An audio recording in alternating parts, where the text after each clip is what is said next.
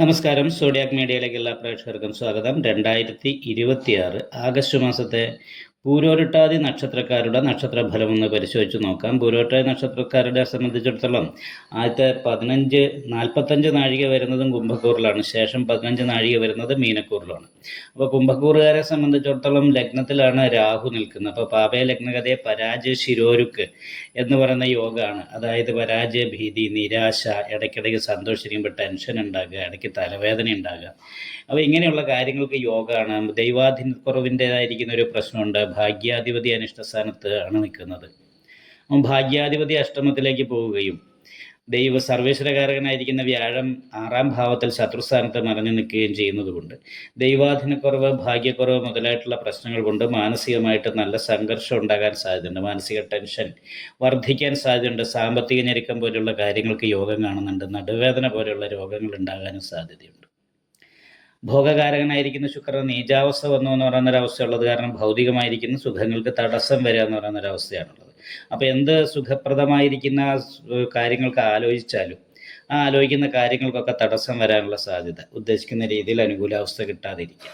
അതുപോലെ തന്നെ ദാമ്പത്യ സുഖക്കുറവ് പോലെയുള്ള പ്രശ്നം, 7ാം ഭാവാധിപതി ശത്രുസ്ഥാനത്തേക്ക് പോയത് കൊണ്ട് ഭാര്യയ്ക്ക് രോഗം പോലെയുള്ള പ്രശ്നങ്ങൾ ഉള്ളത് കൊണ്ട് മാനസികമായിട്ട് ടെൻഷൻ വർദ്ധിക്കുക, സാമ്പത്തികമായിട്ടുള്ള ചെലവ് നഷ്ടം ഉണ്ടാകുക, അതല്ലെങ്കിൽ പരസ്പരം മാനസികമായിട്ട് അഭിപ്രായ വ്യത്യാസങ്ങളും ഭിന്നതകളും ഉണ്ടാകുന്നത് കൊണ്ട് മാനസിക ടെൻഷൻ അനുഭവിക്കുക.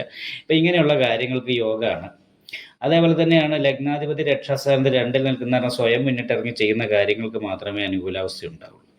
ജലജല ധനഭോക്ത എന്ന് പറയുന്ന യോഗമുണ്ട്. മീനൻ രാശിയിൽ നിൽക്കുന്ന ലഗ്നാധിപതി കടൽ കടന്നു പോലെ വീട് വിട്ട് നിൽക്കുക എന്ന് പറയുന്നൊരു യോഗത്തെ ചെയ്യും. അപ്പോൾ അങ്ങനെ ഉള്ള ഒരു അവസ്ഥയുണ്ടെങ്കിൽ കുറേ ഒരു വ്യത്യാസം ഉണ്ടെങ്കിൽ പോലും പൂർണ്ണമായിട്ട് അനുകൂലാവസ്ഥ പറഞ്ഞുകൂടാ. ഇനി പൂരോരുട്ടാതി നക്ഷത്രത്തിൻ്റെ അവസാനത്തെ 15 നാഴികയിൽ ജനിച്ചവരെ സംബന്ധിച്ച് നോക്കുമ്പോൾ 5ൽ വ്യാഴമാണ്. അപ്പോൾ നല്ല ദൈവാധീനമുണ്ട്. 5ാം ഭാവത്തിൽ ആദിത്യനും ബുധനും നിപുണായോഗം ചെയ്താണ് നിൽക്കുന്നത്. അപ്പോൾ പെട്ടെന്ന് കാര്യങ്ങൾ ക്യാച്ച് ചെയ്യാനുള്ള കഴിവുണ്ടാകും, നല്ല രീതിയിൽ സംസാരിക്കാനുള്ള കഴിവുണ്ടാകും, തന്ത്രപരമായ സംസാരം കൊണ്ട് നേട്ടങ്ങൾ ഉണ്ടാക്കാനായിട്ട് സാധിക്കും. വളരെ അനുകൂലമായ ഗുണപ്രദമായ അവസ്ഥ തന്നെയാണ്. പക്ഷേ ലഗ്നത്തിൽ ശനിയായത് കാരണം കൊണ്ട് എല്ലാ കാര്യങ്ങളും കുറച്ച് സ്ലോ ആയിട്ടാണ് ചെയ്യുക.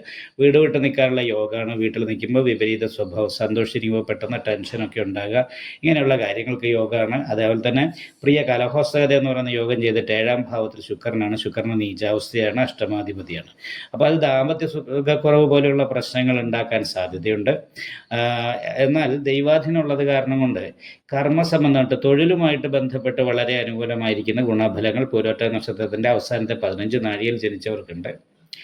പക്ഷേ പൂരോരുട്ടാതി നക്ഷത്രത്തിൻ്റെ ആദ്യത്തെ 45 നാഴികയിൽ ജനിച്ചവരെ സംബന്ധിച്ച് ഈ പറഞ്ഞ ഗുണങ്ങളൊക്കെ കിട്ടുന്ന നല്ല പരിഹാരങ്ങൾ ചെയ്യും.